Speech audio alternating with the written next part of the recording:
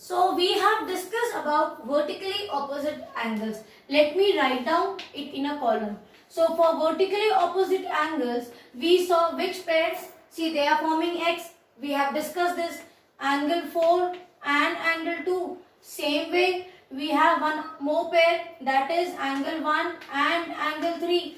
But this is not all. Here also you can see angles are formed. So this also we have discussed, that angle H and angle 6 and angle 7 and angle 5. They are also vertically opposite angles. Now, apart from that, just hide these other two angles from this side and this side. What do you see? These angles here, they are formed inside the line, correct? What are they? They are interior pair of angles.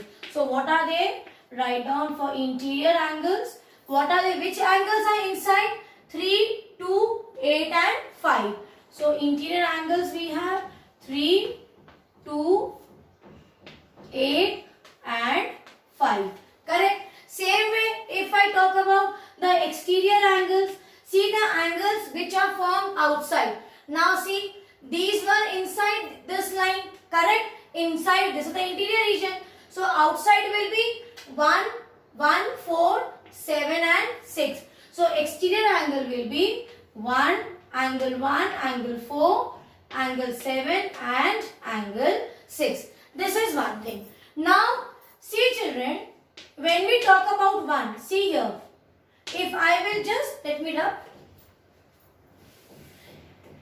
If I will just draw this part, this is angle 1.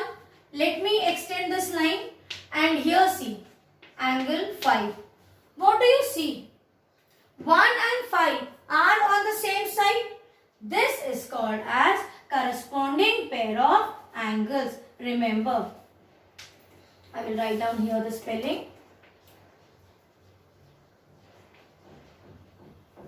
This is corresponding pair of angles. Which angles are there on the same side? Same side. You cannot say, ma'am, 1 and 2. If you talk about 2, then this is not your corresponding pair. 1 and 2, what will they form? See, they are forming supplementary pair of angles. So, we will write down angle 1 and angle 5. They are on the same side. Same way, see,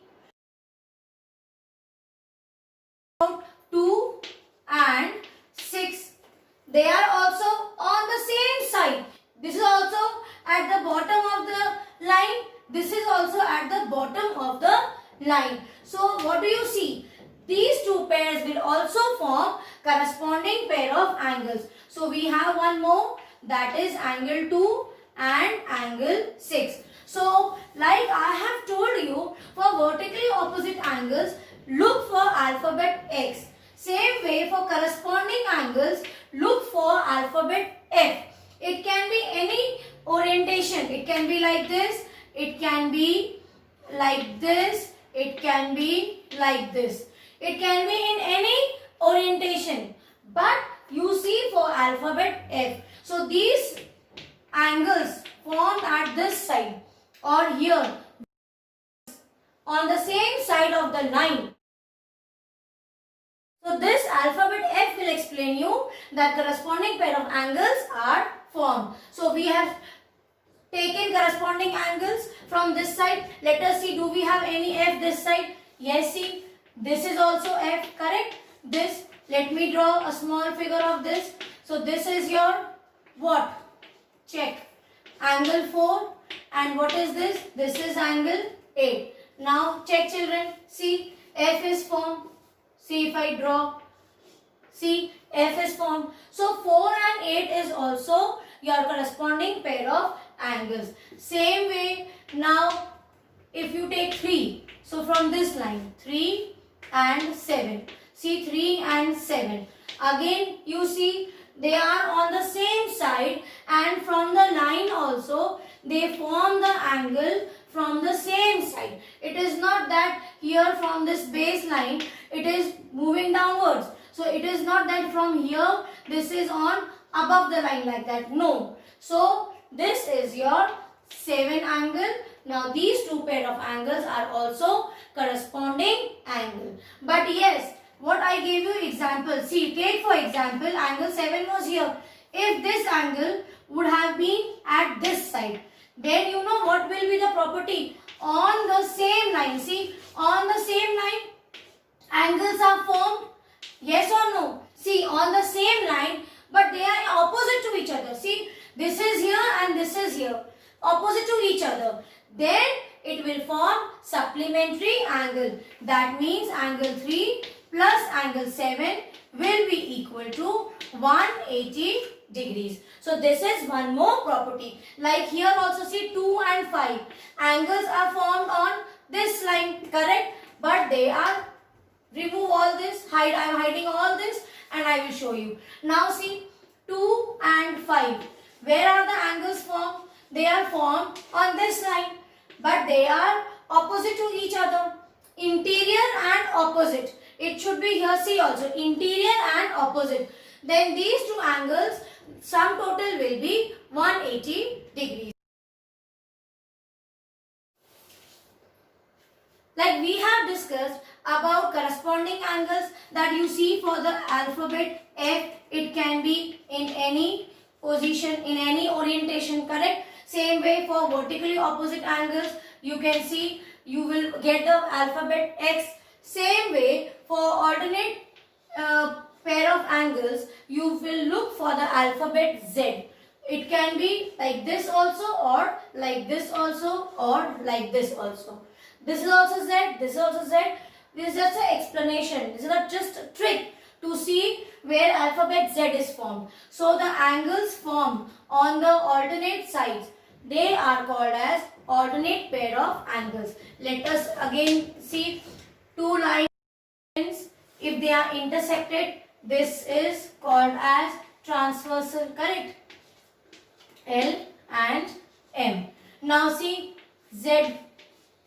Can you see this angle here? So this angle which was 3 and this angle which was 5. So 3 and 5 are alternate pair of angles.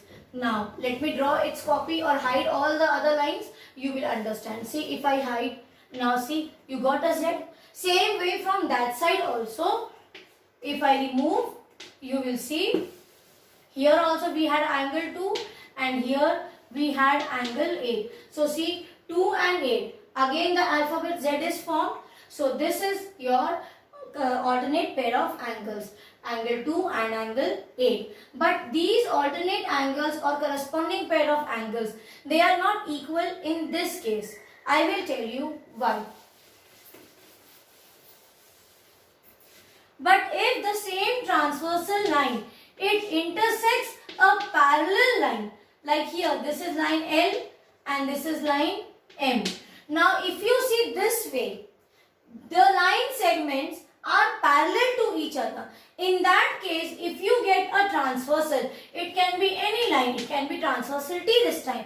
In that case, children, the pair of corresponding angles, what you get, and the alternate pair of angles, they will always be equal.